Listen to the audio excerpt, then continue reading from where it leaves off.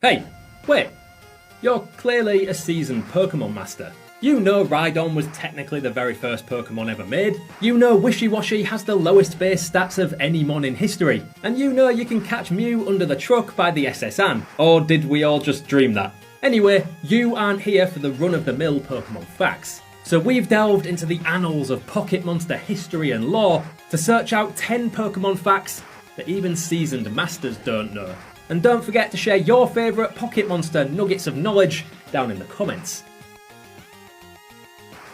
You know in movies, when someone moves so fast that everything slows down around them? Well, that must be how certain mons feel when they buff their speed so high that even a move designed to nerf fast Pocket Monsters doesn't work properly. Trick Room usually twists the dimensions, making slower Pokemon move first before quicker ones. But thanks to a weird quirk of the move, if a mon manages to boost their speed to more than 1,809, it will still move before everyone else on the field, completely ignoring Trick Room.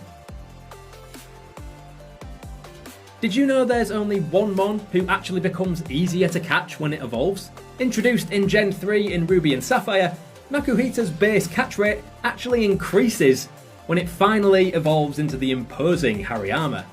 Why this is the case, Arceus only knows, but Makuhita is also the only Pokemon whose base stats double exactly when it evolves. You keep doing you, Makuhita. Next, did you know Rock-type is technically the strongest type in the game? Well, kind of, anyway. If there were to exist a theoretical Pokemon that embodied all 18 types, only one type would hit that monstrosity for super effective damage, the Rock-type. Sure, it's tied for the most weaknesses of any type, but keep your Onix handy if Arceus ever goes rogue on us. Ever heard of the Berserk gene? Lost to the annals of Pokemon history, this unique item is exclusive to Gold, Silver and Crystal. It's easily missed, found nearby the site of the no longer there Cerulean Cave. A weird consumable item that boosted your attack by 2 stages and then confused you. Like a self-inflicted swagger, the item was not only fairly useless, but also largely missed by fans. Even more strangely though, Wild Mewtwo in Gen 2 were actually programmed to always be holding a Berserk gene. But since you never encounter the man-made Pocket Monster in the wild, you can't get it that way. But that's not the end of the story, because the item also got a special mention in live-action blockbuster Detective Pikachu. So Game Freak at least clearly haven't forgotten this little piece of Pokemon history. Next up, Wallace is objectively the worst champion in the history of the games. No, I won't be taking questions. His team has the lowest base stat total of any champion side, and he's the only champion who doesn't bend the rules a little and use a mon that is outside of his favourite type. And as a bonus, in Pokemon Platinum, Cynthia became the first and only champion to use a team without a single repeating type, making her canonically the most difficult champion to face. Speaking of Gen 4, did you know there's only one true signature move in all of Pokemon? Chatot was added in Diamond and Pearl and can use the move Chatter. Not only is it the only move that allows you to record actual sound and play it in-game, it's also the only move that can't be sketched by Smeagol. Metronome also has no chance of producing the move at random, making Chatter a truly signature ability, available only to Chatot. Pokemon Emerald might have been for many the true Generation 3 experience, but it's missing a vital element that makes it a nightmare for shiny hunters. If you're even a little bit into seeking the rarer varieties of your favourite mons, you'll have heard of soft resetting. Finding a legendary, rolling to see if it's shiny, and if it's not, resetting your game. But Emerald won't let you do that, thanks, again, to a weird programming quirk.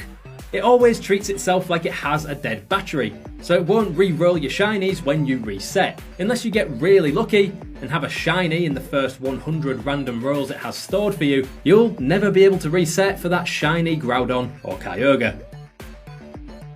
Speaking of rare mons, did you know there's a Gen 2 gift mon that has only recently been discovered?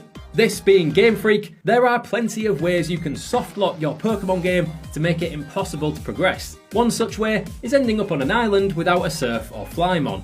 And while devs usually include a failsafe to stop this happening, Heart Gold and Soul Silver went one step further with a random NPC gifting you a tentacle that can even be shiny hunted, should you end up in Siamwood City and trap yourself out there without a surf paddle. The games are over a decade old and we're still finding new secrets even now.